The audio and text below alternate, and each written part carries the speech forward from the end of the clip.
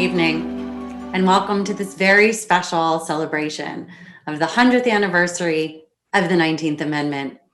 My name is Lauren Leader, and I'm the co-founder and CEO of All In Together. All In Together is thrilled to host tonight's special virtual town hall in partnership with the LBJ Foundation, the George and Barbara Bush Foundation, the Ronald Reagan Library, the National Archives, the National Constitution Center, and the 19th. All of these incredible partners have worked tirelessly to make this program possible. Thank you to each and every one of them for their contributions and support. I'd also like to say a huge thank you to our program sponsors, P&G and Merck. This program would not have been possible without them. For those of you who don't know us, All In Together is a nonpartisan women's civic education organization. Since our founding in 2014, we've trained tens of thousands of women across America on the tools of civic leadership, advocacy, and community organizing. We are working to ensure women have power and agency in American democracy. We're especially committed to mobilizing women at the margins of our democratic process. In this centenary year and every year, our work remains urgent and vital. This program honors the heroism of the suffragettes who fought to ensure women the right to vote, but also reminds us of the many women who were left out of that victory. We celebrate women's suffrage even as we remember that women of color could not exercise their right to vote until so many years later. In fact, tonight is also the anniversary of the Voting Rights Act, which was passed into law on August 6, 1965, finally eliminating the barriers to Black women and men accessing their long denied fundamental right to vote. Tonight's program is a chance to better understand the past, the present, and envision a future with true equity for all. To contribute to our conversation about the 19th Amendment centenary, please join us on social media using the hashtag 19@100. There is much to celebrate about the progress of women from 1920 to now. Women have become half the American workforce, more than half of the college degree earners. They are primary breadwinners, and they have broken barriers in every field and discipline. Since 1980, women have outvoted men in every election. During the 2018 midterms, women showed up in record numbers, outvoting men in nearly every age bracket and electing a record 131 women to Congress. Now in the 2020 election cycle, more women than ever have filed to run for office. We've come a long way. And yet, true gender equity remains elusive. We may break barriers, but American women remain underrepresented in leadership in every domain. LGBT women, especially trans women, face legal and social barriers to equality that are far from being overcome. Women face shocking levels of domestic violence. The wage gap persists, and Americans in poverty are disproportionately female.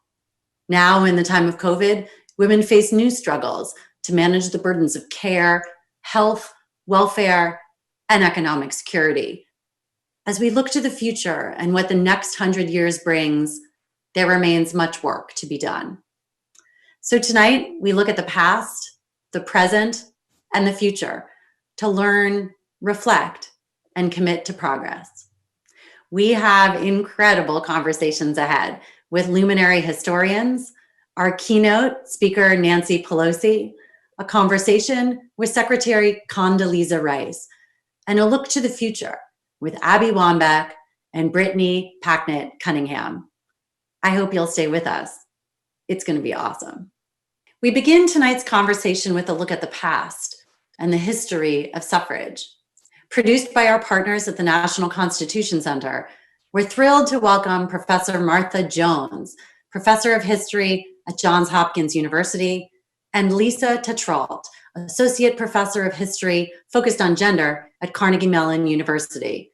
National Constitution Center President Jeffrey Rosen will lead the discussion. Jeff, over to you. Welcome to our panel about the past, the untold, unknown history of women's suffrage. I'm so honored to be here with two of America's leading historians of the women's suffrage movement. Both of them have new books out, and I can't wait to share the phenomenal arguments with you. Lisa Tatro and Martha Jones, welcome. Thank you. Lisa Tatro, I have to thank you for your great advice with the National Constitution Center's new exhibit on the 19th Amendment, how women won the vote. It's in that beautiful building, which is on the backdrop behind me. We're going to open on August 26th, which is the actual 100th anniversary of women's suffrage. Today, of course, we're talking to our friends on August 6th, the 100th anniversary of the Voting Rights Act of 1965, or rather the day of the anniversary. You, in your great book about Seneca Falls, the myth of Seneca Falls, memory and the women's suffrage movement, argue that Seneca Falls was not the beginning of the women's suffrage movement, which in fact began far earlier. Tell us about the origin story of the fight for women's suffrage. I think the first point there, Jeffrey, is that there is no single fight. It is many, many, many fights. So it depends which strand of the story you pick up and then where you trace it back to.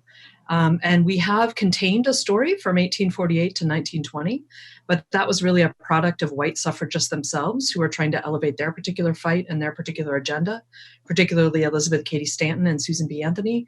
And it had a lot to do with fights inside the movement where they were trying to exile and sideline other suffragists who didn't share their particular vision of suffrage activism. So even within a kind of white women's suffrage fight, there were many, many strands and many parts of the story. And so in some ways, when we tell the story of Seneca Falls, we're really reading the end of the story back onto the beginning and missing a lot of the complexity. And as we unravel 1920 on this anniversary, we are simultaneously and hopefully increasingly unraveling stories of beginnings. Martha Jones, in your forthcoming book, Vanguard, How Black Women Broke Barriers, Won the Vote, and Insisted on Equality for All, you argue that the movement didn't have an endpoint in 1920. And in fact, we would do better to think of it as a struggle from the early 19th century all the way up through 1965. Tell us about that argument and also about the heroic African-American women who you highlight and whose stories you tell. When we take the vantage point of African-American women, it turns out that the start point and the end point, if indeed there is one, these are very different. So Vanguard begins in the first decades of the 19th century with truly path-breaking African-American women who first and foremost develop a political critique that is one that decries both the influence of racism as well as the influence of sexism on American politics. And this becomes, if you will, the signature and defining feature of African-American women's politics going forward. Yes, 1920 is a landmark moment for some African-American women in states like New York, Illinois, California. Black women will be voting even before ratification of the 19th Amendment. But for too many African-American women, the 19th Amendment, while a landmark, is not the gateway to voting rights at all. And state laws, Jim Crow laws like poll taxes and literacy tests will keep far too many Black women from the polls until in 1965, as you suggest, the passage of the Voting Rights Act gives a kind of teeth to both the 15th Amendment from 1870 and the 19th Amendment from 1920 and opens up a new chapter in voting rights for Black Americans, one in which now there will be federal oversight that looks to guarantee the right to vote for the very first time. Well, let's take the story up chronologically so we understand the relationship of the movement for women's suffrage from the Seneca Falls leaders and from African-American women. So, Lisa, if I may, tell us about Susan B. Anthony and Elizabeth Cady Stanton, the women at the heart of the Seneca Falls movement. What was the Seneca Falls Convention arguing for? Would it invoke the Declaration of Independence to argue that all men and women are created equal? And how did what began as a movement in the early 19th century for women's civil rights more generally focus in particular on the right of women to vote? Well, that's a big story. Well, I would start off with saying that I think really this begins at the founding more appropriately. And there were women at the founding, probably many, many, many more than we know of, because many voices were not preserved, already saying, if man is capable of self-government, why am not I? And we know quite famously that Abigail Adams would say, remember the ladies, but she was certainly not alone. And the founding framers of the Constitution and others spoke repeatedly of the upswelling of desires for self-governance and of voting and of many other rights at the time of the founding. And I think we don't really have a clear picture in many ways of just how robust that sentiment was among women, partly because those records haven't been kept. But by the time we start to see some stirring for voting, it is a very different kind of American democracy. We can't really tell this story without telling the sort of evolution of American democracy itself, because gender is not an isolated variable in this story. And as voting starts to change and become something that is more central to people's lives by the 1820s and the 1830s, many people start to incorporate that into their overall calls for rights, but not in a way that they center it as the most important of their rights. And for many people, what was necessary for the strength of American democracy was something else entirely. For example, the abolition of slavery.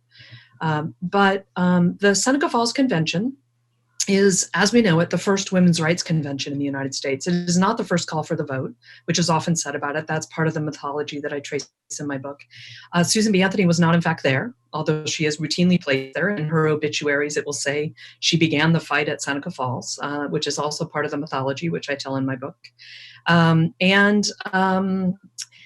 It was a local impromptu convention that no one at the time would have thought was sparking a movement or that began the movement. And nobody would say that really, that this convention, which took that founding document and turned it into this cry for women's rights, saying, for example, we hold these truths to be self-evident that all men, and then they add, and women are created equal. And this is the famous Declaration of Sentiments, their manifesto that they issue. And in that, they, instead of listing grievances against the king, they list grievances against man, and then a series of demands, which include everything from voting to equal pay, to equal education, to access to the professions, to an end to the sexual double standard, to property holding. And again, many of these are concerns that address a certain type of woman's life, but aren't necessarily addressing the concerns of other women. So it's a kind of women's rights agenda that puts the vote in it, but it doesn't center the vote. That doesn't happen until quite a bit later. And that'll happen after the American Civil War, and we can talk more about that. But that sense that this began the movement, Seneca Falls, is something that gets created after the American Civil War and then read back on to the beginning in a way that is about politics after the American Civil War and adjudicating those politics. But Seneca Falls is routinely used as the beginning, and Susan B. Anthony is routinely and erroneously placed there in a way that really hurts our understanding of the movement and of voting rights generally and of the evolution of American democracy. Well, Martha Jones, help us understand how, after the Civil War, the movement began to be focused on the right to vote. And your previous book, All Bound Up Together, you tell the amazing story of how African-American activist women, who were often marginalized in public life in the 1830s, became community leaders by the 1890s. Introduce, if you will, the complicated and important relationship between the women's suffrage movement and the abolitionist movement. We have Frederick Douglass standing with women's suffrage advocates arguing for votes for African Americans and for women, but the movements splinter after the Civil War. It's a complicated story. Help us understand it. Thanks. You're bringing us to the 1860s, to an extraordinary, some would say revolutionary moment in the history of American law and politics, this opportunity to rethink the fundamental terms of the US Constitution, a 13th Amendment that abolishes slavery, a 14th Amendment that establishes birthright, citizenship, and equality before the law, and finally a 15th Amendment that will prohibit the states from using race as a criteria when meting out voting rights. There indeed is an old coalition of folks who have radical activists, women's rights activists, abolitionists, who have known each other, some of them for a very long time, who reconvene in the 1860s. And the question before them is, what is their relationship going to be to this constitutional revolution that is being wrought in many ways, not in their meetings, but in Congress? And you have the coming together of figures like Elizabeth Cady Stanton, Frederick Douglass, the great abolitionist Wendell Phillips.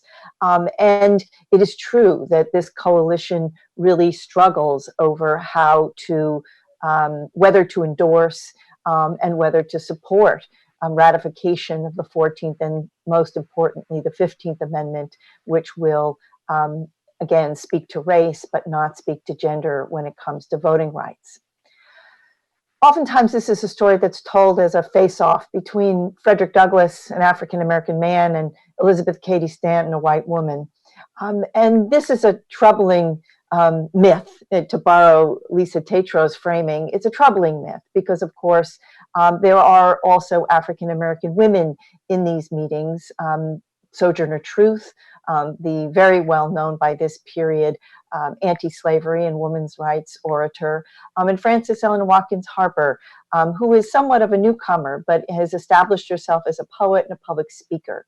I want to focus on Harper because when we focus on her as an African-American woman, we learn something about what is troubling this meeting. And Watkins Harper comes in and she's deeply skeptical about just about everybody in the room. She is quite sure that no one quite appreciates the circumstances that African-American women face in this new extraordinary moment as they look to law and politics to address both racism and sexism simultaneously.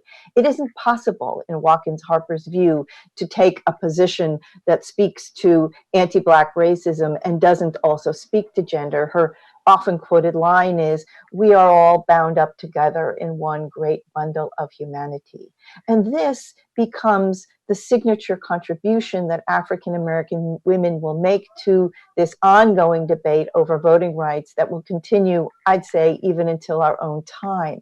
This view that it is not possible to parse out access to the polls, access to office holding, to jury service, and more along man-made differences, as she would put it, like race and gender, that she asks this coalition, including Stanton, including Douglass, to really lift their sights to the interests of all humanity, as she would put it. And this is the position that Black women will put on the table. They will not carry the day in the 1860s, but they will press this position coming all the way through the 19th Amendment and beyond. And I guess I'll leave it to another panel to decide whether we've actually arrived at that ideal, but it's Frances Ellen Watkins Harper who puts that on the table as early as the 1860s. In your new book, Vanguard, you tell the story not only of Frances Ellen Watkins Harper, but also of other heroic Black women, Maria Stewart, Fannie Lou Hamer, and more. Tell us about their activism during this crucial period between the passage of the 15th and 19th Amendment. Some activists were arguing, as Lisa Tetrault argues, for change at the state level. Others were arguing for courts to recognize women's suffrage. What was the position of these African-American women you write about? And how successful were African-American women in particular in getting the right to vote in the states during this crucial transition period? One of the important facets of this story in my research was to recognize that while we have been able to recover small and important numbers of African-American women who are part of the women's suffrage associations that take us, if you will, from the Civil War to the 19th Amendment, it is a small number of African-American women. So part of my work was to ask, where did where were Black women if they weren't a part of these suffrage associations? And one of the myths about them is that they hadn't been interested in politics, they hadn't been interested in voting rights.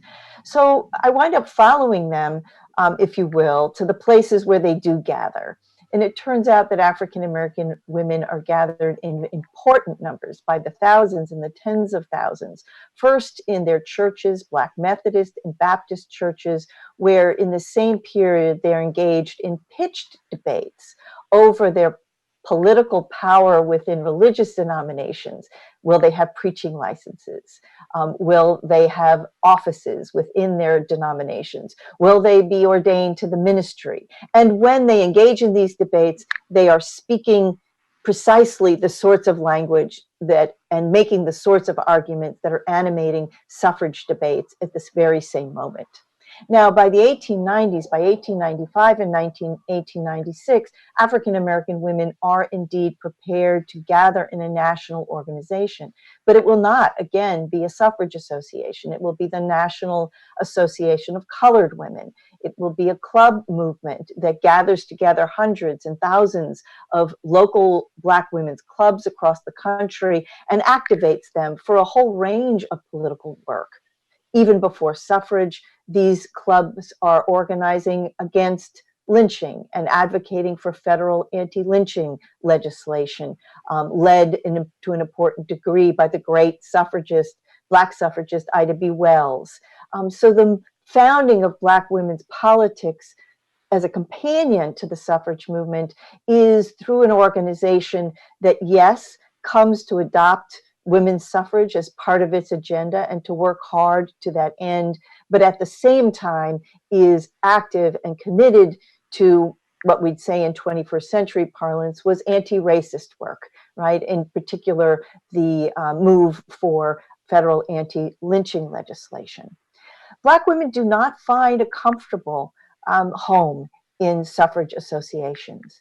The important degree to which racism has informed that movement for some women individually, but more importantly, I think strategically and instrumentally, it means that African American women never find a comfortable home here.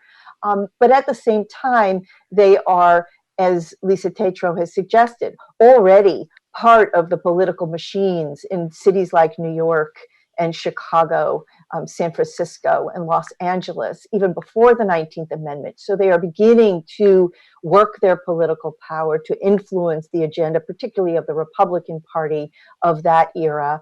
And at the same time, Black women are organizing with one another citizenship schools and suffrage schools, because what they know, and it is no secret in the years leading up to the ratification of the 19th Amendment, that they will face an additional set of hurdles in too many states: poll taxes, literacy tests, in addition to intimidation and violence. And so suffrage and citizenship schools become the ways that Black women prepare one another. And it turns out they also prepare Black men who have been away from the polls for a very long time for a new wave of registration, new attempts to cast ballots in the fall of 1920. As we know, too much of that will not succeed and require Black women to mount yet another movement for women's suffrage, if you will, one that begins in August of 1920. Lisa Tetreault, take us up from 1913 to the passage of the amendment, because we are commemorating its 100th anniversary this year. In March 1913, the two women's movements, as Martha Jones describes them, of African-American women marchers and white women, converged on the eve of a presidential inauguration and set in motion a series of events that led to a dramatic last-minute shift of a vote by a Tennessee senator who got a letter from his mother, and the amendment was proposed and passed. Tell us about that story. Why did it pass when it did? it's a cinematic finish, the ratification, both the fight for the actual voting, where Congress approves the amendment, and then it goes to the states for 3/4 for ratification. Beginning often, people say, with this parade in 1913, which was a massive peaceful protest in Washington, D.C., done on the eve of Woodrow Wilson's inauguration, precisely in order to upstage him for his opposition to women's suffrage. Hundreds of thousands of people turn out in the streets, tens of thousands of women are marching, and violence erupts. This is the kind of violence that many women of color experience on a daily basis, but it's shocking for Americans, white Americans, to see this happen to sort of good, upstanding white women. It makes front page press. There is, of course, the usual racial tensions and concessions to white supremacy with inside white suffragist activism. They ask that Ida B. Wells, who is, one of the nation's premier civil rights activists, Mary Church Terrell, a Black suffrage Black sorority, and others to march at the rear of the parade. And this is emblematic in many ways of the ways in which white suffragists made concessions to and accommodations to white supremacy in order to further the cause of eradicating the word male, but not fighting more generally for the right to vote of all peoples. That parade leaves Alice Paul, who directs it, and who becomes kind of the center of the theatrics of the campaign, to go on and do more and more theatrics, including picketing the White House, underscoring, as we enter World War I, the ways in which the United States is defending democracy abroad, but not protecting it at home. And then it would lead up to Congress finally passing this for many, many, many reasons, including, I would argue, the fact that the southern states have now officially disenfranchised African Americans with Jim Crow laws. I think that's part of why the amendment passes. We rarely talk about that because we talk about gender as an isolated variable. And they know that women of color, will have difficulty voting. And then it goes to ratification, flies through ratification until it stops, sits with one state short for months and months and months. Tennessee takes it up. Looks like it's not gonna pass. The youngest member, Harry T. Byrne, gets a letter from his mother, Feb, who tells him to, quote, "be a good boy and help Mrs. Capp put the rat in ratification." With that, he changes his vote dramatically. It goes over by one, and the hundreds of thousands of votes and fights and letters have finally pushed the amendment over to ratification. It is truly a cinematic finish, but it is not the end of the right to vote or the creation of a right to vote. It is the eradication of the word male, which is significant but insufficient. Martha Jones, as Lisa Trail says, it was an insufficient achievement to pass the 19th Amendment. Tell us what happened next. African-American men, of course, in 1920 had already been severely disenfranchised by literacy tests, poll taxes, and other ruses that subverted the promise of the 15th Amendment. How did African-American women fare in voting between 1920 and 1965? Were they disenfranchised at an even greater rate than African-American men and with different ruses and illicit means? Tell us about their story and how they contributed ultimately to the passage of the 1965 Voting Rights Act. Sure. There's no question but that African-American women, in a strong sense, become equal to their male counterparts in 1920. But that means also equally disenfranchised, subject to the same Jim Crow laws. The adaptation of Jim Crow laws in Georgia, the poll tax requirements applied only to men have to be amended now to include women as a bar to the voting or an impediment to voting for Black women in the state of Georgia. But African-American women, again, in the National Association of Colored Women, now headed by an Ohioan, Hallie Quinn Brown, call on Alice Paul in 1921. On the eve of what turns out to be the last meeting of the National Women's Party. And they implore Alice Paul to stay in the fight for voting rights, even with the victory of the 19th Amendment behind them, because Black women know that the 19th Amendment is not going to be enough to get all of them to the polls. They are disappointed by Alice Paul, who will move on to laudable concerns like the Equal Rights Amendment, but African-American women now will to an important degree, link arms with African American men in a civil rights agenda that looks to topple many of the pillars of Jim Crow, including grandfather clauses and poll taxes and other state-level impediments to the vote. This is a story that takes us through to the modern civil rights era and the 1965 ratification of passage of the Voting Rights Act. But what I want to point out in this interim 45 years is that African American women, though disfranchised, do not sit on the sidelines and wait until that moment when they'll be welcomed to the polls. I write about a figure like Mary Church Terrell, a Floridian, a staunch voting rights activist in Florida in 1919 and 1920, an educator, the founder of Bethune-Cookman University. Well, when Bethune can't make good on voting rights for Black women in Florida, she comes to Washington and introduces herself to Franklin Roosevelt and will help Roosevelt by the 30s establish what is often referred to as his Black cabinet. Bethune understands that power in Washington certainly comes by way of the election of representatives, but in the wake of the Depression and the advent of the New Deal state, if one can commandeer the resources of federal agencies, which are charged with digging the nation out of the Depression, one can actually do a great deal for Black communities across the country. And Bethune will use that kind of influence, a deep friendship with Mrs. Roosevelt as well, to bring Black Americans literally to Washington to work in those agencies, but most importantly, to direct the resources of those agencies toward Black Americans, all of this long before we get to the Voting Rights Act. So this is why Black women can never be single issue political agents. They have to be nimble, they have to be inventive, they have to be ready to seize opportunities where they exist. And Bethune is a wonderful example of a consummate politician who, when she's thwarted at the polls, figures out now how to get close to power in Washington and do something with it.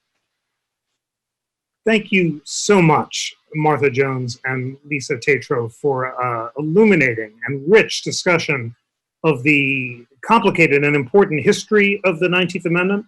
We'll look forward to the next panels about the present and future of the fight for the right to vote. And friends, we'll look forward to seeing all of you in person at the National Constitution Center and online at constitutioncenter.org to celebrate, commemorate, and learn about this crucial constitutional anniversary.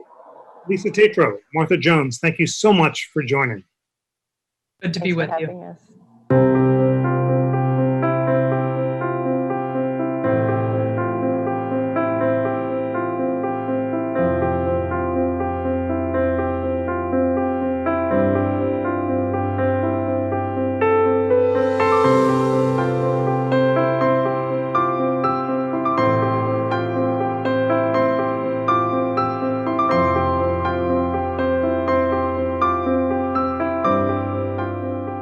Thank you, Jeff. And thank you, Professors Jones and Tetreault, for that fascinating discussion.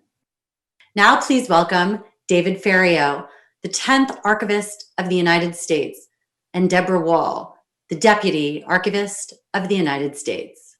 The National Archives is home to some of the most important records from the women's suffrage story, including the 19th Amendment. 100 years ago, the 19th Amendment became law, prohibiting states and the federal government from denying the right to vote to citizens of the United States on the basis of sex. Our records, such as petitions, legislation, and court cases, tell the story of the struggle for voting rights as a critical step toward equal citizenship. The passage of the 19th Amendment was made possible by decades of suffragists' relentless political engagement.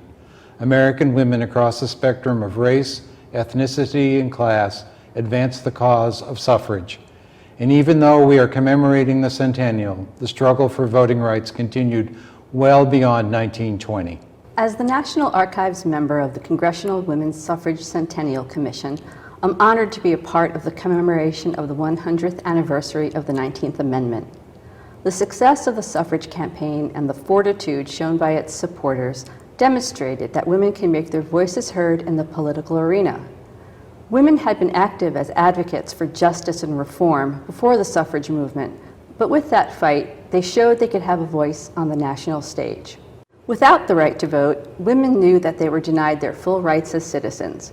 With the vote, they could exert influence on elected officials and lobby for issues important to them, as guaranteed in the Constitution. This anniversary reminds us that the right to vote is not always guaranteed, but was won through the work of generations of tireless activists. We are honored to be the home of the 19th Amendment, and we want the American people to join our commemoration virtually. Please join us this month at archives.gov/women as we highlight records from our holdings and examine the fight for women's voting rights through virtual public programs for all ages. Thank you, David and Deborah. Now from the past to the present and our keynote conversation.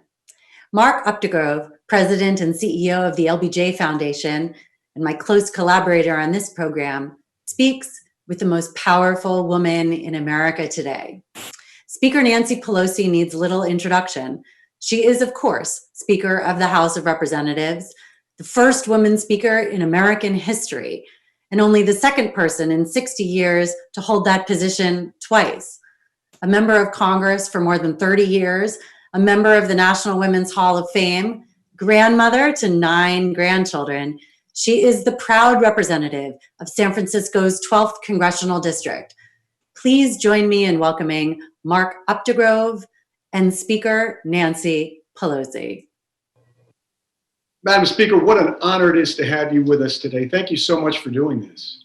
My honor always to be associated with the not only LBJ Library and Foundation, but with all of the groups who are assembled for the purpose of observing the 100th anniversary of the women having the right to vote.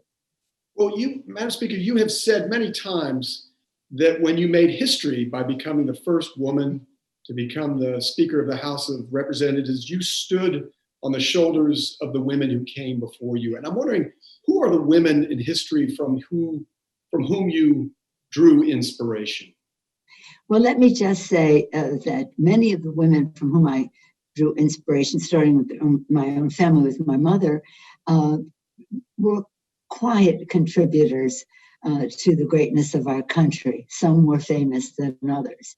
But I always like to tell the story, since we're talking history, of my first meeting when I went to the White House as a leader. I've been to the White House many times as an appropriator, as an intelligence person for years. So I wasn't particularly apprehensive about the meeting, and I didn't think that much about it, just going to another meeting at the White House. But as the door closed behind me in this room, it was a small room, president, vice president, and the leaders, House and Senate, Democratic and Republican, very small group. As soon as the door closed, I realized that this was unlike any other meeting I'd ever been to in the White House. In fact, it was unlike any meeting any woman had ever been to in the White House, because I was there not at appointee of the president, as important as that would be, but by dint of being elected by my colleagues to represent them at the table. And as I sat down, President Bush was president, ever gracious, always gracious, George W. Bush, father too, I loved him. But this was George W. Bush. And as he was welcoming me as, a new leader coming to the table, this or that, I felt very closed in at my chair, very closed in my chair. I never felt anything quite like it. And all of a sudden, I realized that on the chair with me was Susan B. Anthony, Elizabeth Cady Stanton, Lucretia Mott, Sojourner Truth, Alice Paul, you name it. They were all there on the chair with me. And I could hear them say, "At last, we have a seat at the table." And then they were gone. Never had that experience before or since. Last they were gone. My first thought was, we want more. So those women were so courageous. They took abuse. They worked so hard. They had an idea. They had a vision. They had a knowledge of why they wanted to get this done. They had a plan to do it. They thought strategically, and they connected with other women and other like-minded people across the country. And it took decades, but they, the ones who started it, made it happen. So I just am in awe of the courage that they had. While the 19th Amendment granted women the right to vote in 1920, there were many Americans of color, men and women alike, who were systemically denied that right. Last month, we lost your dear friend and colleague, John Lewis, and there was no greater champion of voting rights than Congressman Lewis. We do this broadcast on the 55th anniversary of the signing of the Voting Rights Act, which President Johnson signed on this day in 1965. But the Voting Rights Act has been weakened in recent years. I'm wondering, Madam Speaker, what steps can Americans take to ensure that we don't have voting suppression in this country and that there are no barriers to the ballot box? Well, I appreciate you're asking that question, especially because of our loss of John Lewis, who sacrificed everything for the right to vote because he saw it as a sacred right. I do want to acknowledge that there were many women of color who were part of the suffragist movement as well, who were part of women having the right to vote. But as you indicated, people of color did not enjoy that right, which was owed them. And I had the privilege as leader some years ago in passing in 06, it became law in 07, the Voting Rights Act that President Bush signed. When we did, we had bipartisan march down the steps of the Capitol, House and Senate, overwhelming support, very few no's at all. And then the court overturned that part of it, and now we have to replace that. And that is very sad to think that just a few short years ago it was completely nonpartisan, and now there's a resistance to passing H.R. 4, which is our bill in the United States Senate, which has already passed the House. But wasn't Lyndon Johnson just wonderful? The courage he had, again, strategic, a vision. He knew what he wanted to do. Who could think more strategically than he? He knew the courage of certain people or not, and he got the job done. And we'll never forget him saying, when we see in the film now, we shall overcome. And he did. What did it mean to you to become the first woman to hold the position of Speaker? And what does it mean to you to hold that position during the centennial year of the 19th Amendment to the Constitution? Well, it's pretty exciting to observe the 100th anniversary of the women of the 19th Amendment. To be Speaker at this time is a special honor, and to do so at a time when there are over 100 women in the House of Representatives. That's quite remarkable. Over 100 women. We made a decision on our side of the aisle that we would do that. So we went from 12 when I got to Congress to 90 now. And now we want more, of course, but a big change. The other side is slower, but hopefully they'll come around to that, to some of that success. But it means a great deal because I do believe that there's nothing more wholesome or more important to governance and politics in our country than the increased participation of women. Not that women are better than men, but we need the mix at the table, women and people of color. That's why I said that day, we want more. And the diversity produces such a different result, which has sustainability because it springs from the thinking of many of the people who would be affected by the policy. So what it means to me is a great deal to imagine to be Speaker of the House, first woman at a time, 100 years. And again, the fight continues. Madam Speaker, at this moment, what is the biggest challenge that women face in our nation? There are a number of them, but to enlarge the issue, I do believe that we've come to a change. I mean, when I came into politics, into the Congress over 30 years ago, in fact, John Lewis and I were classmates. We served together for 33 years. It was a different world about women and politics. I didn't have any hesitation to be confident about what I could do, but there weren't that many of us.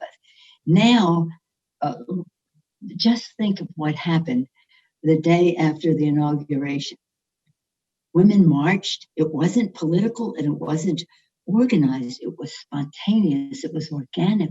Women marched and they came out all over the world and realized their power of their presence just by turning up. Women marched, women ran, women voted, women won. We have over 100 women in Congress. And I always just say to women, know your power, know the confidence of who you are. So I would say that if it's anything internalized in women is that they should have the confidence that they can do any job. If it's a problem that men are not accepting that, that's the men's problem. That's your problem, you know. And what's encouraging, though, is that fathers of daughters, I just met your beautiful daughter, Bella, and the confidence that dads have in their daughters is something that is different. Not that dads didn't have confidence in their daughters, but they were protective and this or that. Now dads think their daughters can do anything. So that's a big plus. And so sons are raised to have that same kind of respect. But there are still obstacles out there. And again, they will be overcome. But it does just take the confidence that women should have and what they could do. So I said, take inventory of who you are. There's nobody like you. You are the most authentic you. And the contribution you can make is different from everyone else. So if you all think that way, just think the difference that you can make. And I don't know, one of these times we will have pretty soon more women in the Democratic caucus anyway than men. And as I say, with all the respect in the world for men. And you may have answered this, Madam Speaker, but I'm wondering what advice you would want to impart to those young women in the current generation who want to make the kind of difference that you have made for women in this nation and in the world. Well, the best advice that I can give young women, and I'm asked this all the time, is the best advice that I received myself a long time ago. Be yourself. Be yourself. Be you. You are great.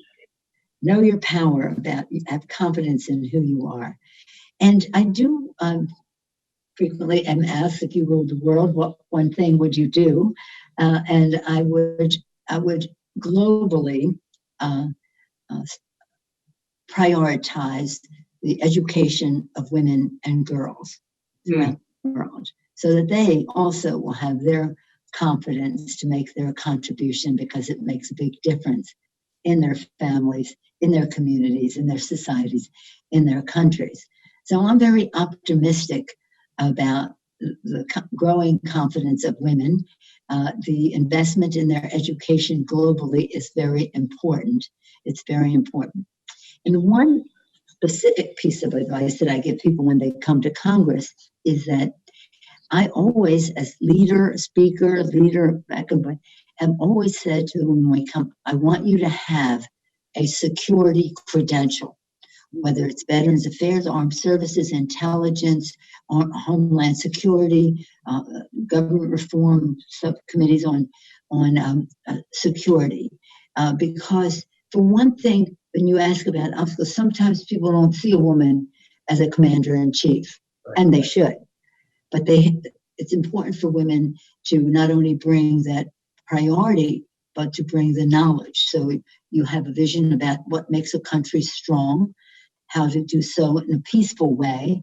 But in order to do that, you have to know the territory. And so, again, know yourself in a global sense. Know the security, the national security, and the economic security issues. Otherwise, people say, oh, you're coming, or we'll get some more things about childcare and this or that. Of course. But take your place when it comes to being a potential commander-in-chief. Take your place in being a potential secretary of the treasury, whatever it is. There isn't any job you can't hold, but you have to have knowledge and judgment, and people then will respect your judgment.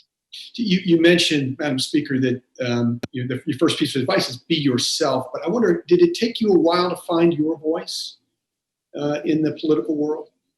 I had absolutely zero, minus intention of ever running for political office. I mean, it wasn't even something I thought about, nor a neurosurgeon. I mean, it was outside my realm of what I would be doing. That's the other advice I give people. When the opportunity presented itself and people came to me and said, you should run for office, I had not thought about doing it. I had no ambition to do it, but they could tell me, you care about the issues, you can do this, you can do that, you can win. I was ready. And that's what I say to people, be ready. Again, it doesn't mean you're sitting there ready to run for office, but you've taken inventory. You know your strengths, you know your priorities, and when you can show what your why, know your why. Why would you run for office? Know your why. My wife's 1 in 5 children in America lives in poverty. That's my motivation. I have 5 children. They're blessed in every way. I think they would share that view. But it bothered me that they would live in a world where so many children, and today still, are hungry. This was a great motivator, I know, of President Johnson. And he cared about that so much and made such a difference in that regard. So when I could see the difference public policy could make in lifting up children, that really tipped my scale into saying, okay, I know my why. I know what I care about in terms of how I would get something done in terms of thinking strategically. And I tell you, and I tell this gentleman, when you know your why, you know your what, you know your how to get it done, you will attract support. You will be a leader. We'll end this conversation, Madam Speaker, where we began it, which is with those women on whose shoulders you have stood. You had the opportunity to visit Seneca Falls, where the first women's convention was held in 1848. What was that experience like? Oh, I've been there on more than one occasion. Louise Slaughter, our former congresswoman from the area, had invited us up on a number of occasions. And then I was inducted into the Hall of Fame, which was a big deal. My friends came from all over for that. That really meant a lot to them. It was remarkable. And more than, this is how I was impressed by it. The very first time I went, we had a Park Service person, interpreter, who was telling us about it. When we went to Elizabeth Cady Stanton's house, she had a very, shall we say, forward-thinking father who bought a house, he put it in her name, this and that. She had a lot of children, maybe 5, I think. And she lived like on a knoll. And down below the knoll were many, it was like shanty town, of many people who came there, and they were immigrants largely. They worked in the mills. And she could hear domestic violence. She could hear domestic violence. That was one of her motivators in terms of women. And she was very smart and this or that.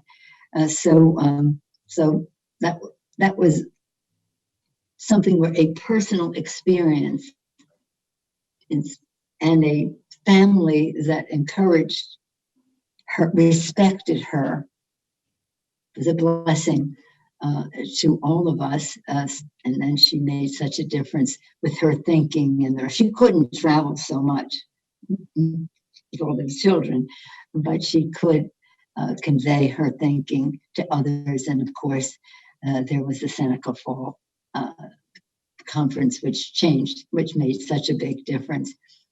Even Frederick Douglass was there as being a suffragist as well as an abolitionist. So going there, it was moving because of the history, but it was also inspiring because you could see how a personal experience translated into policy action that would eventually change the lives of people in our country. And let me just say this in closing. What is interesting to me in this 100th anniversary is how some of my friends who are not as, shall we say, involved in all of this as I am, were saying to me recently they had no idea that women suffered so much in order to pass this amendment. They just didn't know. They didn't know how they were just cast aside by their families, how they suffered even bad treatment at Alice Paul. They didn't know any of it. They just thought it was like a movement. They didn't realize that people paid a price. People paid a price. So that awareness, it makes the triumph even greater. And when you think back to what they did, who has the courage now? Leave home? That was like, there's no way you can leave home without a man and company and all that. Bye-bye. Well, Madam Speaker, we thank you for joining us for this keynote conversation, and we thank you for your remarkable service to this nation. Thanks so much. I thank you, and I thank all the organizations who are involved in putting all of this together. Thank you for celebrating something that has helped America reach its value of and concern for equality and justice in our country. Thank you all very much.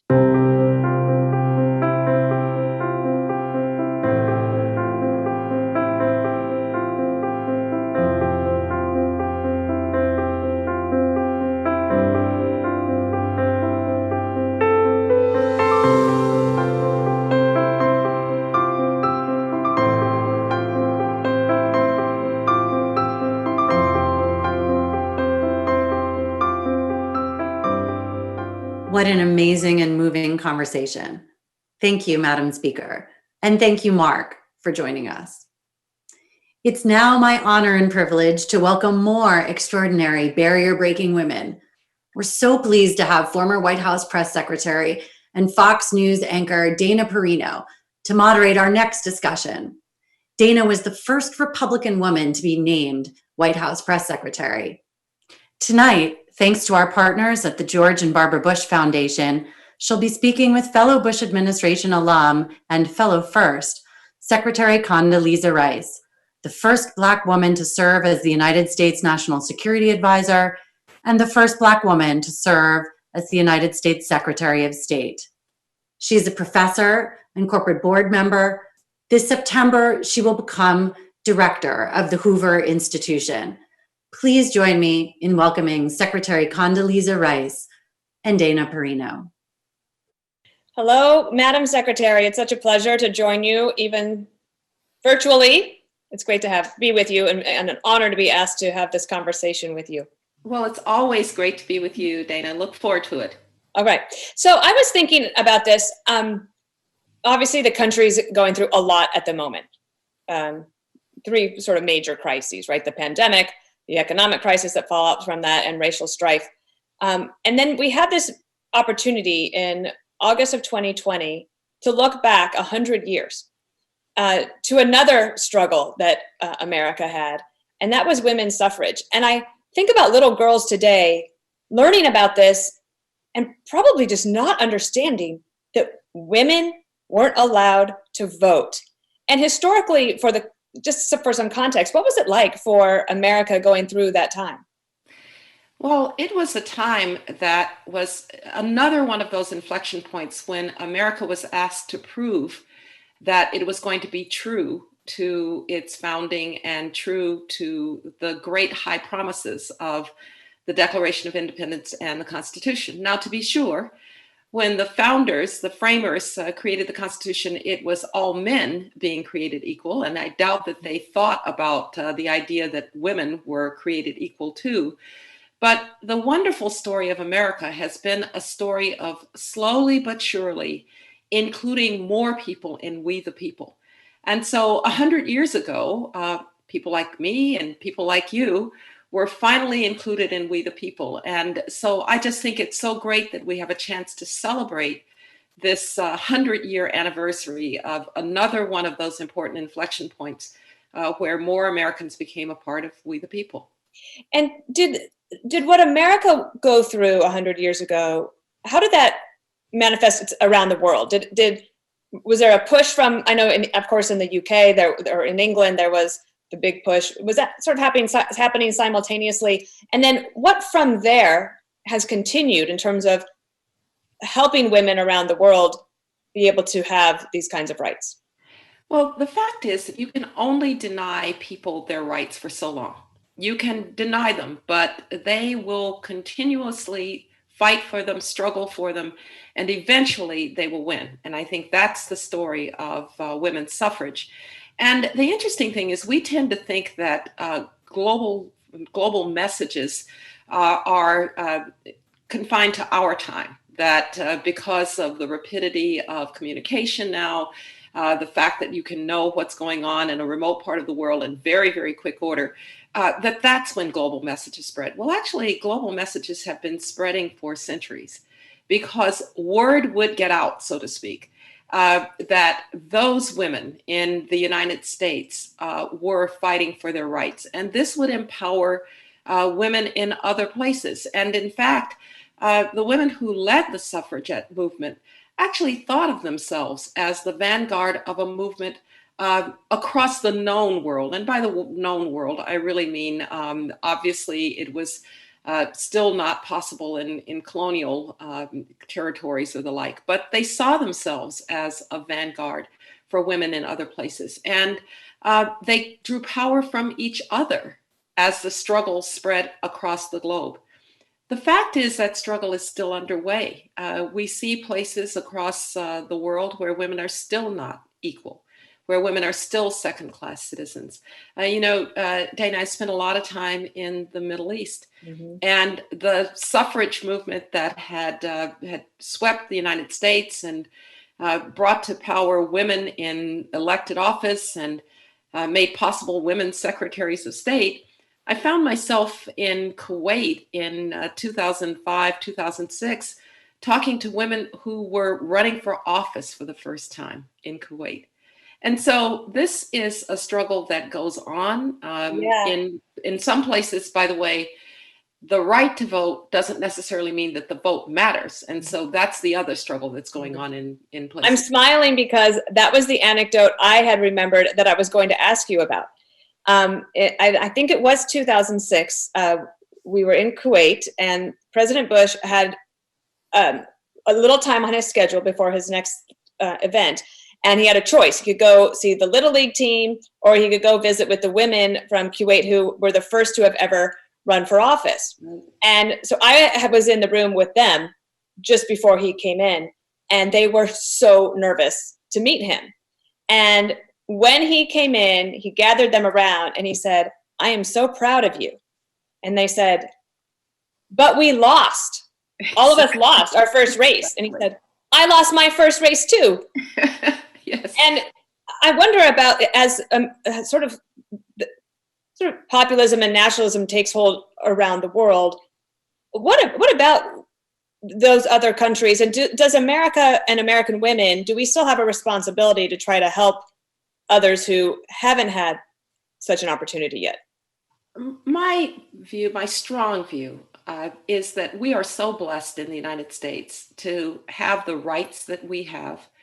But our work will never be complete until those rights are truly universal. If we believe they're universal, then we have to fight for them for everyone. And I know we're going through a difficult time right now, and people say, well, do people still look to the United States? I can assure you, people still look to the United States as a place where we fight for our rights, we believe in our rights, and that is inspiring to people across the world. Now, if you remember, the women in Kuwait then won in the next set of elections, and I remember having some conversations with them about how you had to court men voters too, not just women voters. And so we actually have had programs through the National Endowment for Democracy, set up under Ronald Reagan. It has a National Democratic Institute. It has a Republican counterpart.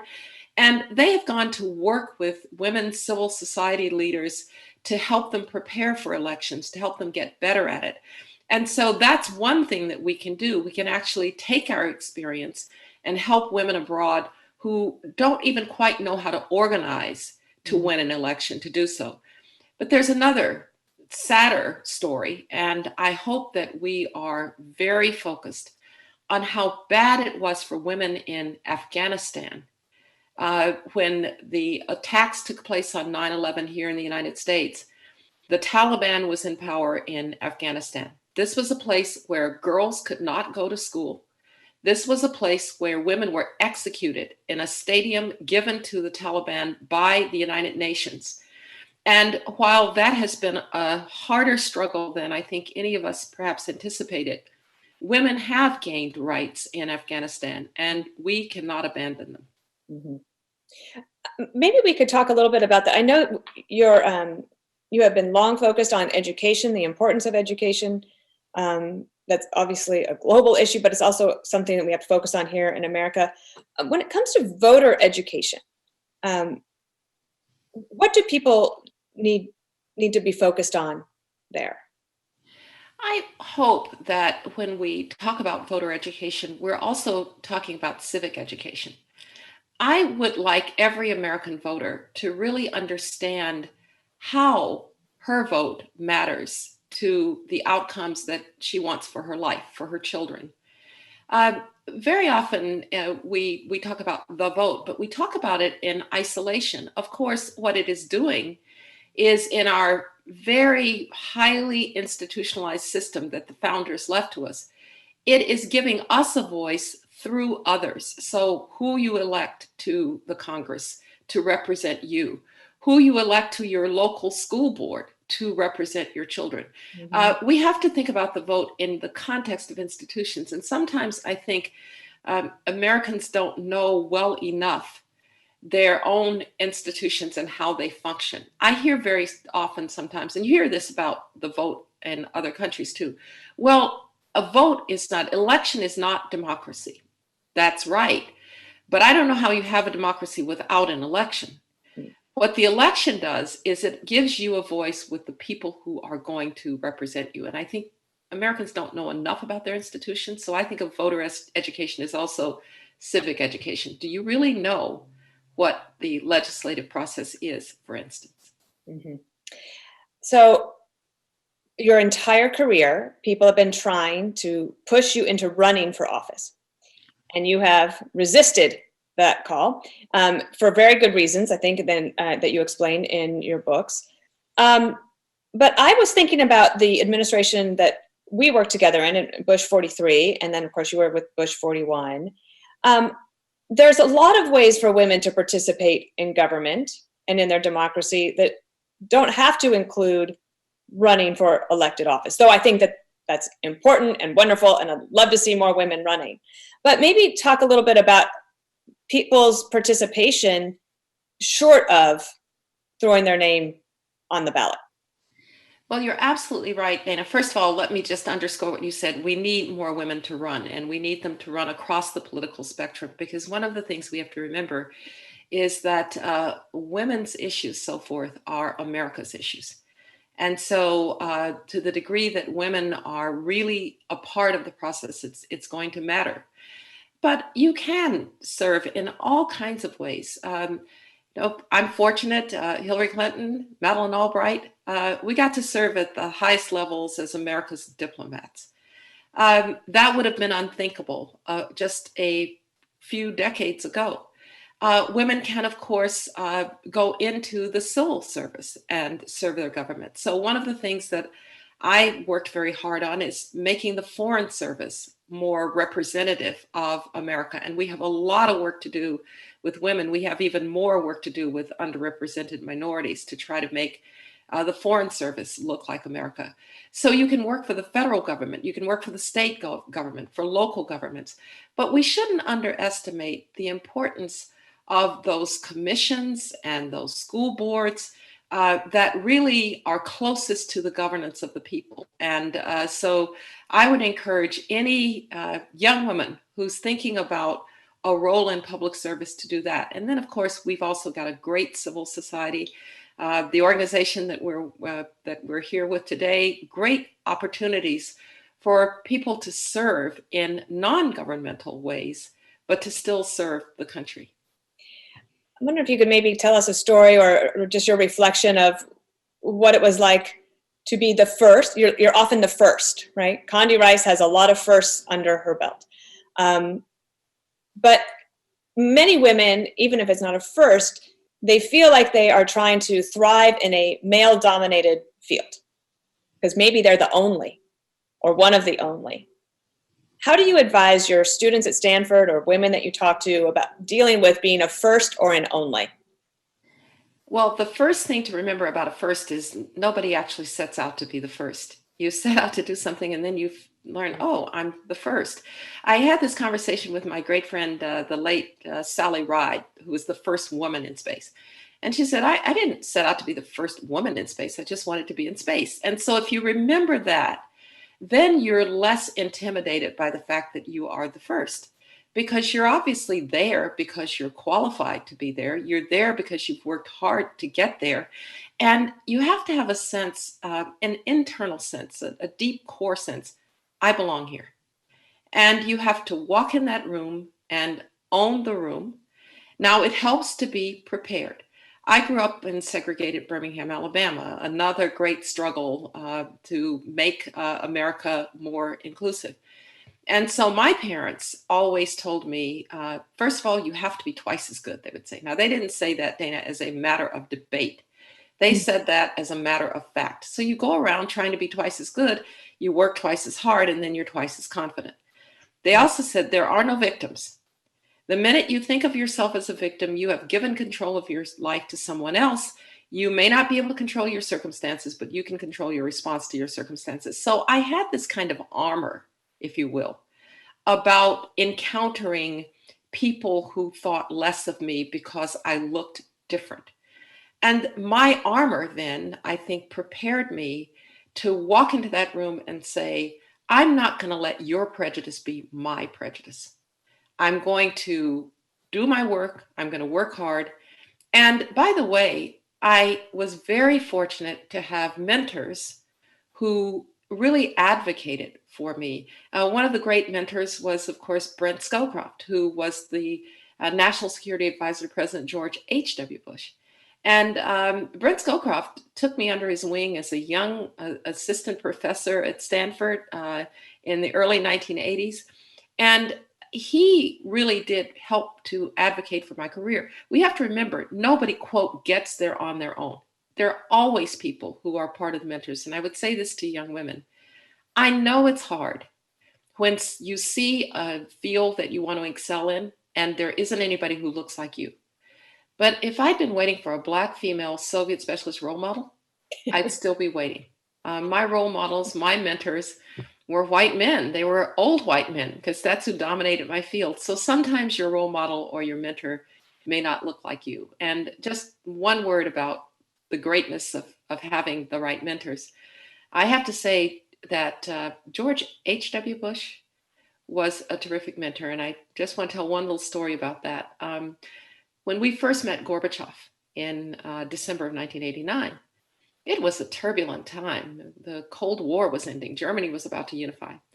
And President Bush said to Gorbachev, I want you to meet Condoleezza Rice. She's a professor at Stanford. She's my Soviet specialist. She tells me everything I know about the Soviet Union.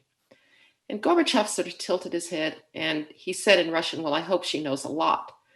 But the fact is, President Bush wasn't talking to Gorbachev. He was talking to everybody in that room.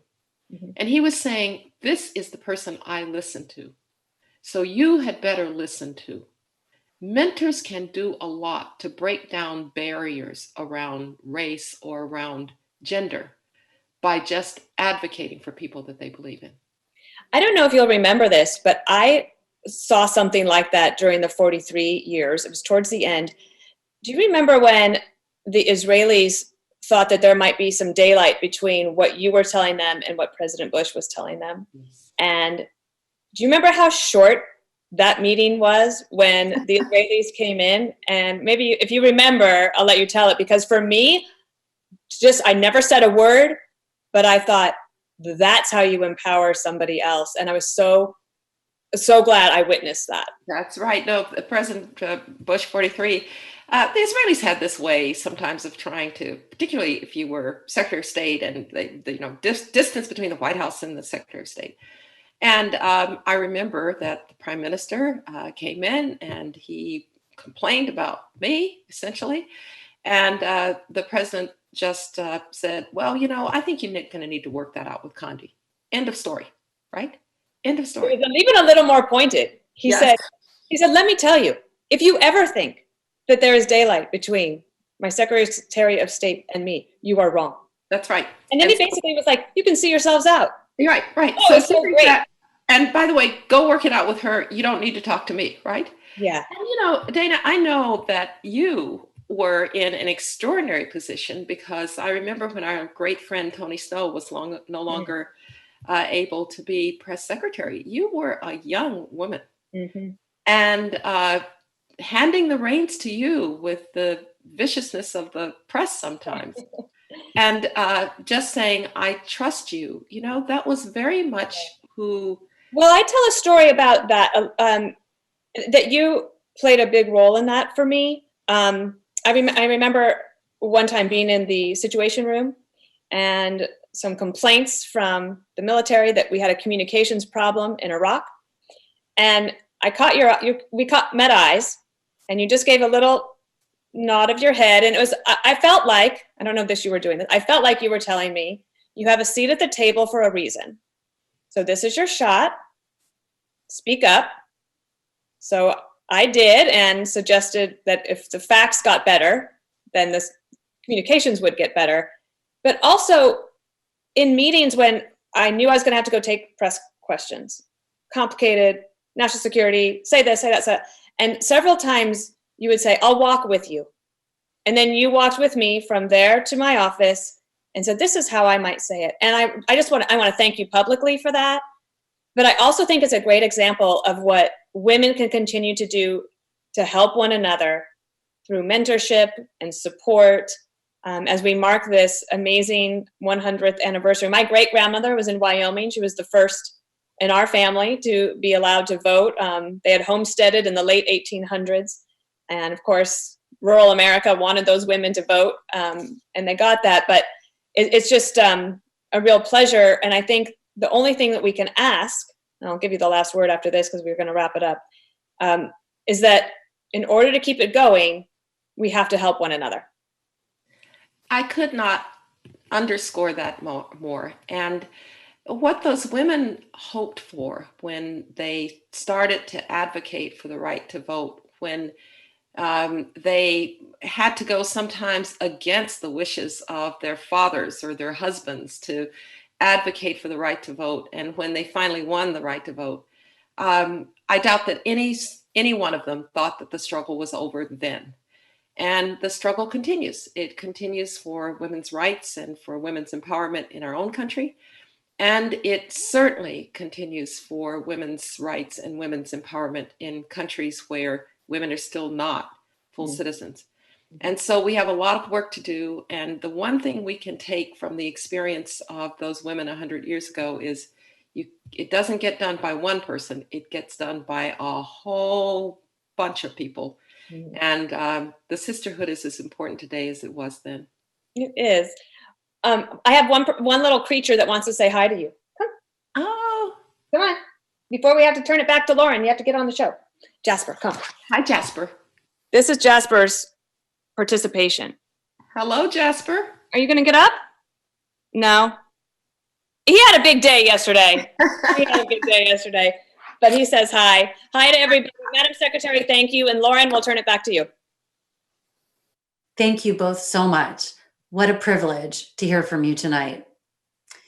Before we go to our final panel, I'd like to take a minute to thank again our sponsors, Merck and P&G, for their generous support. Both serve on the board of All In Together, and this town hall would not have been possible without them. This is not new. This has happened before. In every downturn and disaster in history, Gender equality has been set back as women have stepped forward. Women always bear a heavy cost. More of the frontline care. More of the pay cuts. More of the jobs lost. More of the responsibilities at home. Keeping them from going back to paid work. These times are not unprecedented, but they give us another chance for equality. If we all choose to step forward as equals. Care equal. Hire equal. Pay equal. Model equal. Do equal. Choose equal. At home. At work. Right now. For an equal future.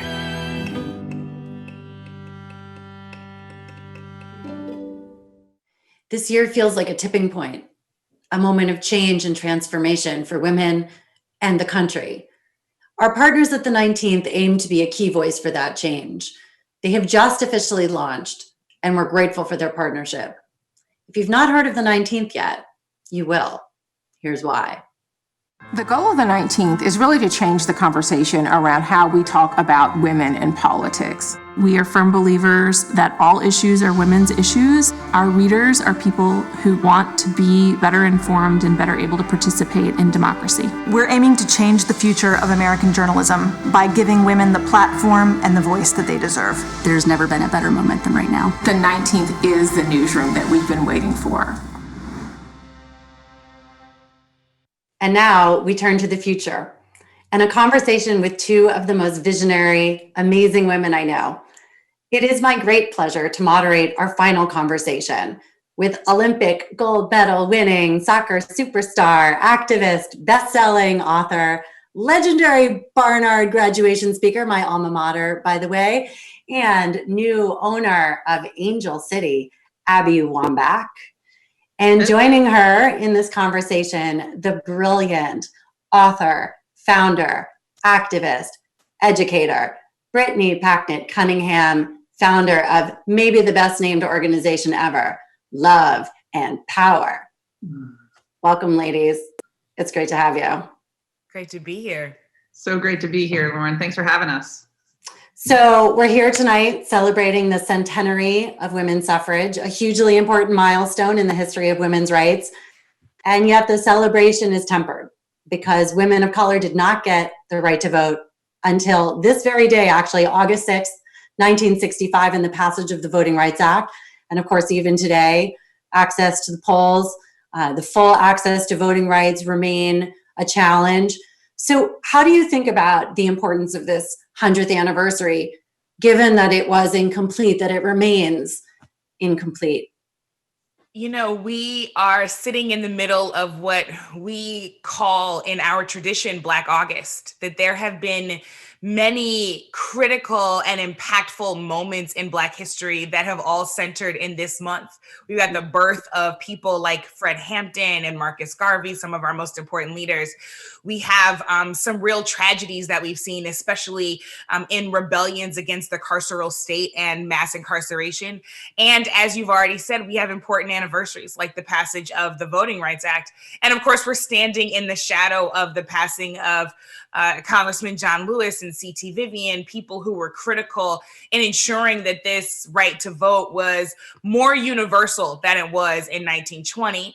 And I find myself fired up and ready to go, as is the chant, as is the phrase, this Black August, because as you've already said, there is so much more work to do to secure the franchise and the right to vote for every single person who walks in our streets and who live next to us, and working to make sure that people experience their right to vote as something that engages them and doesn't push them out, and that they experience the right to vote as the beginning of their civic process and not the end. That is where we have to go from here. And that's what's really on my mind, not just today, but during Black August. Perfect. I mean, I can't add more to that. All I'll say is that I was, it was 15 years. 1965 was 15 years before I was born. And what that means to me is there are still women, Black women in this country, in our current world right now, that was experiencing, that did experience the inability to vote. So for me, a lot of people, white people especially, they think, oh, well, there's nothing I can do. So why even go to the polls? Why even vote? And I think it's just really important to understand that this has actually been happening in our lifetime. Yeah. And so the need is not only there, but it's possible because things have changed in our lifetime. We can't celebrate progress unless if we're leaving people behind. We are not free unless everybody is free. And that's why it's so important for me that intersectionality is not just a part of a conversation we're having around voting and creating policy, but it's actually the action that we're taking in order to achieve the progress that we're hoping to achieve. And we want, they say progress is slow, but I want it to be fast. And wherever Brittany goes, I'm going to follow her because she says very smart things, and she is. This is a smart crew. That's what I'm trying to do. And look, I mean, actually, like Abby, you're mentioning intersectionality is perfect because it's actually, I think, such a critical part of this conversation. I mean, the fight for women's for gender equity there's always been this undercurrent of who's been left out, right? That Black women were left out 100 years ago. That, even in the 60s and 70s, the second wave feminists left out LGBT women intentionally because it didn't fit the political agenda. How do we make sure, because this panel is about the future, like we cannot do that. None of us are free unless all of us are free. None of us are equal unless all of us are equal. How do we make sure, Brittany, that these next 100 years, that we're not constantly sacrificing, one set of fights for equality for another, because that has been our history. Yeah. So the first thing we do is we deal honestly in reality. So as we're having this conversation about voting rights, about the franchise, multiple things are true about this moment, not about the 60s, but about this moment. What is true is that the Voting Rights Act, as it was passed then, has been gutted since by the Supreme Court in 2013.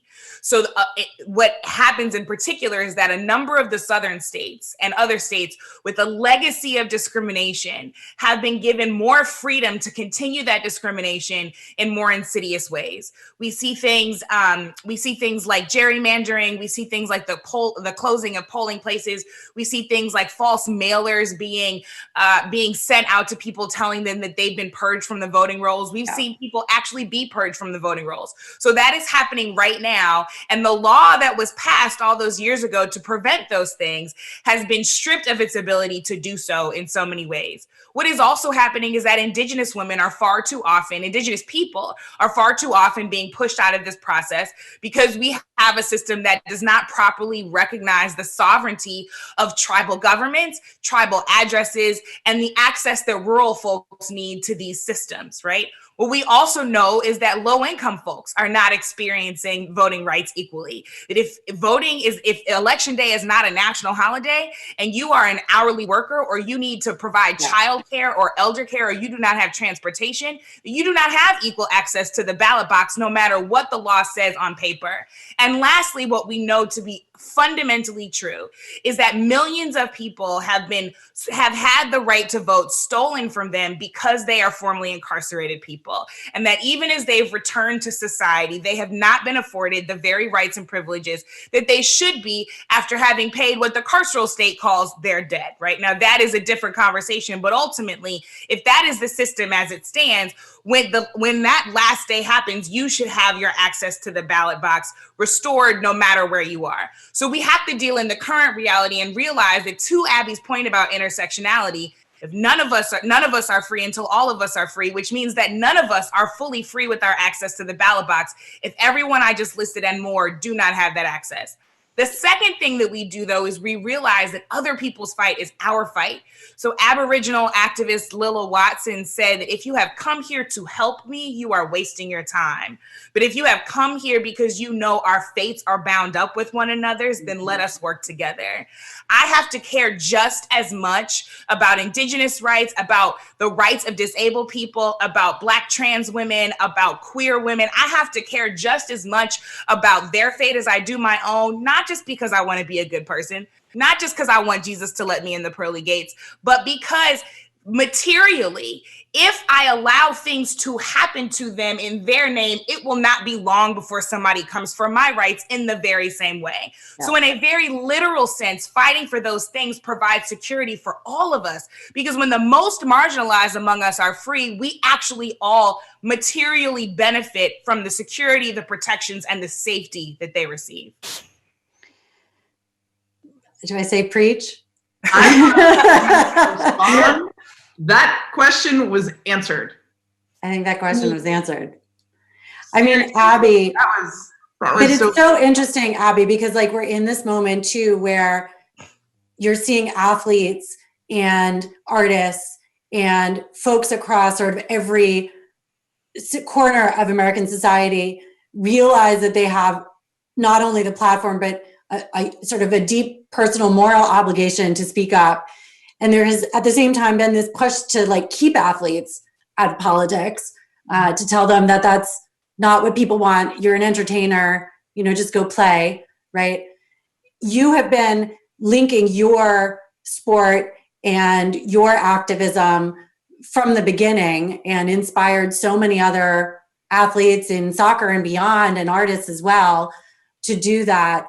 So how do you think about that? Because it does feel like there is this kind of mass movement of folks realizing that whatever platform or power you have, whether you're a famous Abby Wambach or Brittany Packnett, or you're, you know, the 17-year-old girl in Kentucky who organizes the Black Lives Matter protest starting in your high school and, you know, gets tens of thousands of people to come. It does feel like this moment that people are kind of tapping into their own power as activists. But how do you think about that? And how do you keep pushing? Well, you know, sports has this really unique way of being able to cross over these gender lines. And women's sports, and when we're really talking about women's soccer, you know, women's soccer has this unique ability to bring in fans from every kind of walk of life, men, women, Black, brown. And I mean, the reason why is because our women's national team wins as opposed to our men's national team. And that's not a slight, that's just a fact. And people like to follow winners. Our women's national team earns more money for the United States Soccer Federation than our men's national team, and are paid far less, right? So for me, thinking about it globally, if this is happening in a bubble of the women's national team, the women's national soccer team, where we are popular, we do get endorsements, the players do get paid, but just not nearly as much as the men, then for me, when I retired, I realized, it was a terrible realization that I had to actually recreate myself. I actually had to find a new career because I didn't earn the same amount as Peyton Manning during my career. That was a forced reality on me. And if this was happening to me, I realized this is happening to every woman everywhere, yeah. So, especially with sports, because men can see and understand the language of sport, maybe better than in other industries. But it's like a shocking realization, Abby, when you start to like put your head around the fact that even when you're better, right, that being better isn't even the solve to the gender bias, exactly, and the racial bias that you still face, right? It doesn't matter how good you are. Well, and it hasn't mattered how much money, because that's been the biggest argument, right, since the beginning of time. Well, the women don't earn as much as the men, so of course they're not going to get paid the same. Well, that's no longer true. Since 2015 or 16, our women's national team has out-earned for U.S. Soccer, our men's national team. That's why they've taken ahead and gone forward with this lawsuit. For me, though, it is blatant sexism to its core. And for a long time, I had to actually figure out what that meant for me, because I was in the system that was oppressing me. And I was trying to navigate those waters. At first, you are asking yourself questions. Well, I'm just going to be grateful for what I got, because 10 years ago, they didn't give it to me. That they didn't give them anything. And I'm actually earning a paycheck. In 10 years, where will we be? And so for me, it's about not just talking about the inequalities.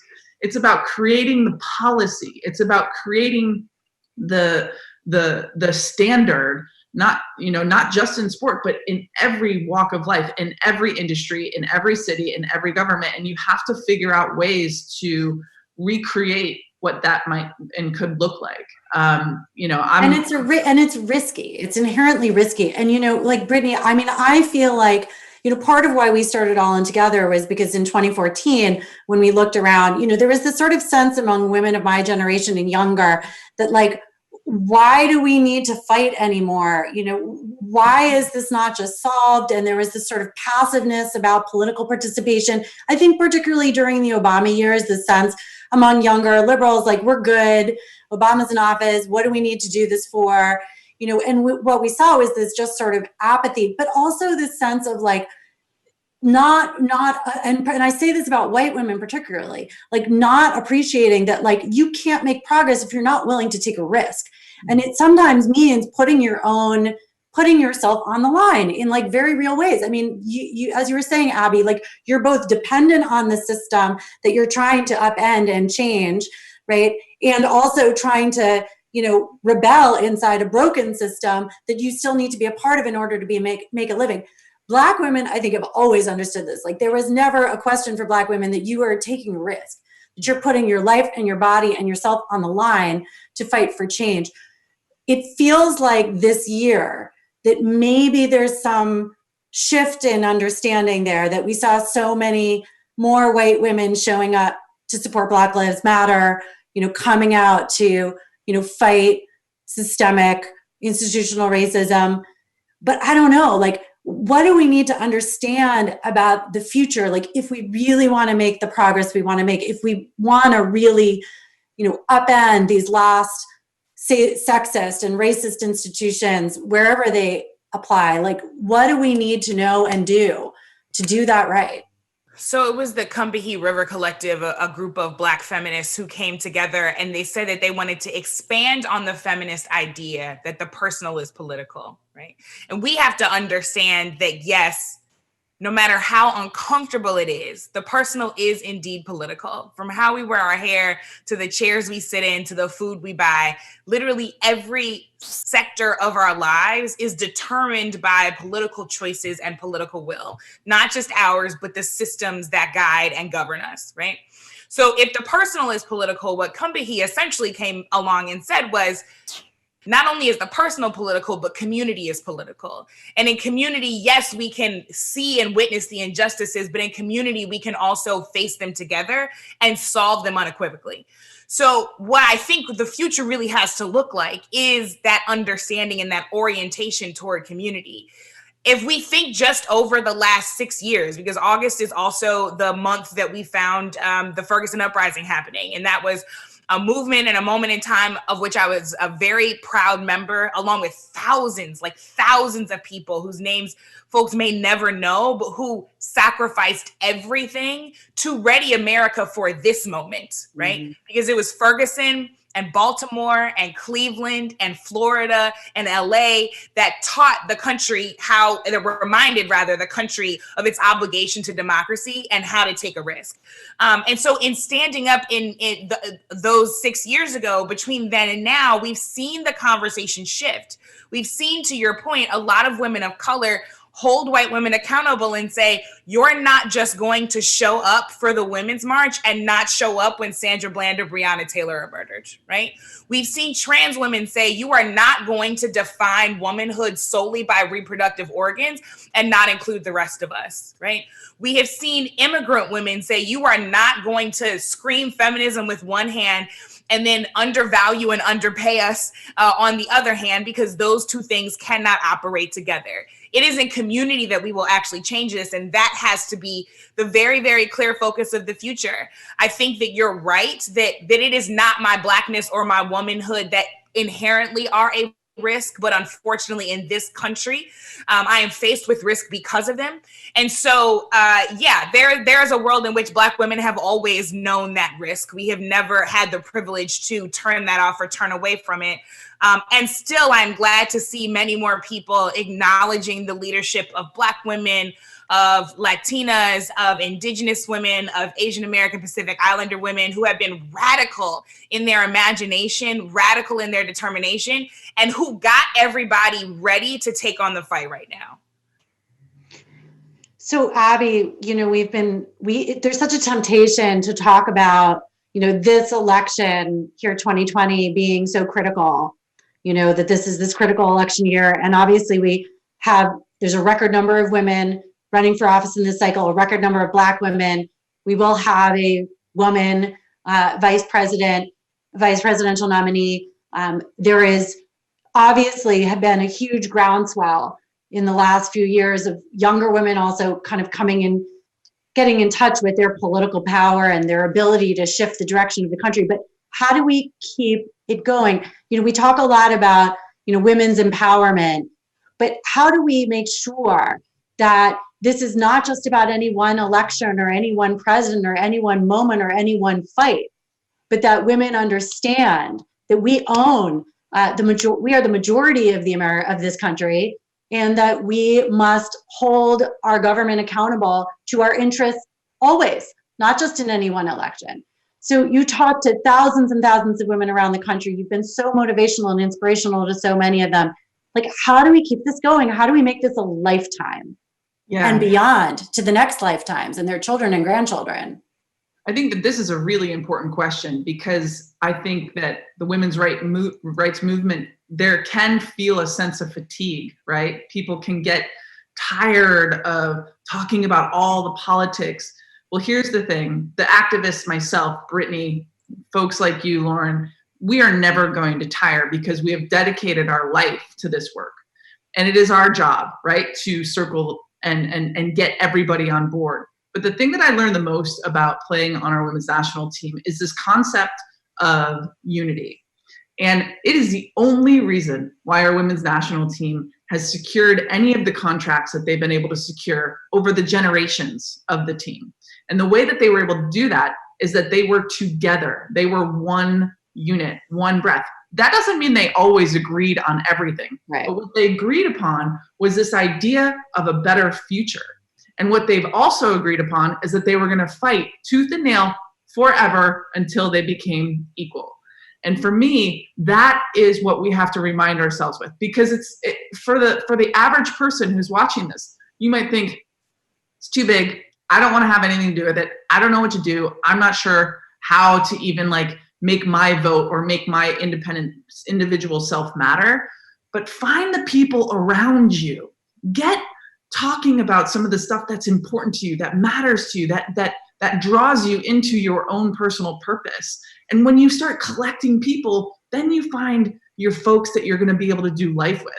And that in that group, I call it a wolf pack. I'm not trying to plug my book here, but the truth is if you have people around you that are going to do life with you, you can actually get stuff done, right? Yeah. And it might not necessarily be in politics. It might be in your school, your kid's school. It might be for your kid's soccer team. Like, you have to have your people around you to do life with in order to get these bigger things done. And leave it up to Brittany and myself to collect the masses, right?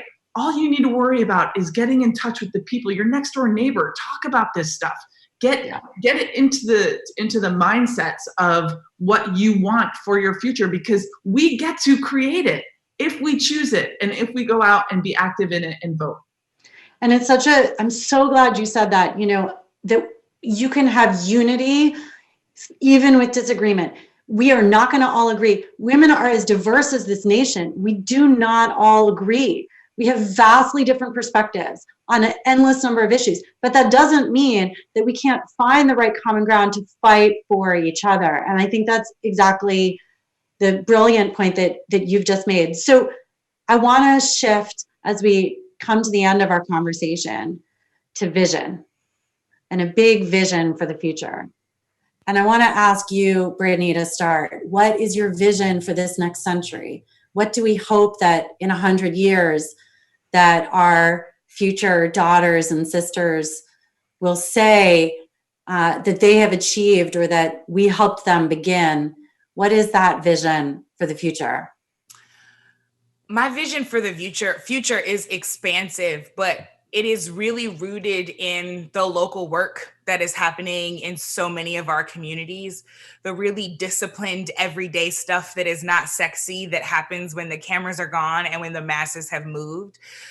If I can encourage anybody to take one action as you're leaving here today, it is to research the local organizations who are taking real and consistent long-term action in your community on the things that you care about, and link up with them, become a member, go to meetings, volunteer, take the actions that they have you do, because really as national figures like myself and Abby, we are here to resource, amplify, and uplift the work that is happening on the ground, because that is where real change happens. So my vision is very much rooted in the local work. I was talking to my friend Kayla Reed yesterday, who is a Black queer organizer and co-founder of Action St. Louis, which sprung out of the Ferguson uprising. They led a 2-year campaign to close the workhouse, a medium security prison in St. Louis. And finally were successful last week when the board of alder people decided to close it. And so now they are getting together with the community to dictate to the government how to shift those funds into the resources that people need. So all that to say this, my vision fully and fundamentally is freedom. That in 100 years, people will look back on the generations alive right now, and they will say that we shined the light of freedom so clearly that we decided to come for every single thing that belongs to us and not stop until we get it, that we gave them the tools to keep fighting, and that our daughters and their daughters are experiencing a world that not only protects their lives, but protects the genius inside of each of them. Beautiful. Loved listening to her. Maybe we'll just have Brittany talk for the next half an hour. But no, I want your vision too, Abby. Yours is brilliant and expansive and beautiful. I know. Indeed. And so I want to hear it. And so does everyone. The world wants to hear your vision, Abby. Yeah. Before I go forward, thinking about going forward into the future, I always go back. I have to think about all of the women who have helped me, who have been voiceless and nameless in the women's fight. I have to think about honoring their names, because even though the 19th Amendment in the 1920s happened, really we didn't get full rights until 65. And that had to happen because of many, many women who decided to do something without wanting anything in return except the rights, except the freedom. And so I think about those women, and I think about being in the present day in 2020, and people thinking like, oh, everything's good now. Well, it's just not. It's not good now. We still have work to do. So what I'm trying to do is to not just dismantle the institutions and the systemic racism and sexism that is literally happening every single day, but I'm trying to rebuild and reimagine what building structures from the ground up with women in leadership positions look like, with diversity in leadership positions look like. Because for me, the thing that I promised myself at the end of my career was to, and of course, corporate America and governments and PTAs, more women in leadership, more diverse leadership at the tables where decisions are made. These decisions, these things that the products that are going out into the world, the campaigns that we see on a daily basis, if women are not at those seats, at those tables where those decisions are made, then everything that we're experiencing is skewed. Everything is going to be sexist. Everything is going to be racist. It's going to have bias, and we have to fight against that. So for me, I'm trying to rebuild and reimagine what these institutions can be. We got to get women in leadership positions, but also we have to start building institutions that are built for women, period. Everything that we know and experience today is built by men, by white men especially. And so the rest of us are just, all we're doing for our whole life is answering to white men, answering to white men, answering to white men, because the system that they've built and the structure they built has not been built for people like me, for people like Brittany, for people who are marginalized in any way to succeed. So that's what I'm going to be doing, and also everything that Brittany said.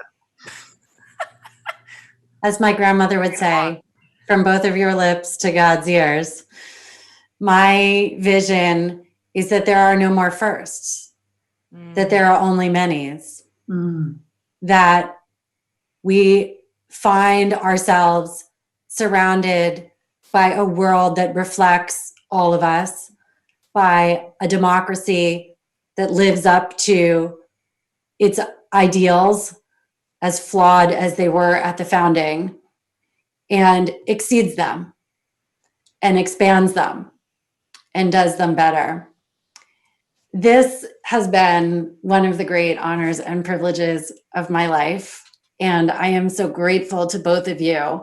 And I know everybody who is listening tonight joins me in my deep, abiding thanks and appreciation to you both. Thank you both so much for being here. On to the next 100.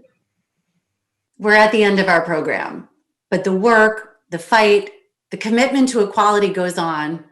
Please stay in this critical conversation. Commit to more activism, more leadership, more votes. As we continue to celebrate the 100th anniversary of the 19th Amendment, we challenge you to become more engaged citizens. Please visit All In Together's website for information on how to help your family, friends, and neighbors register to vote.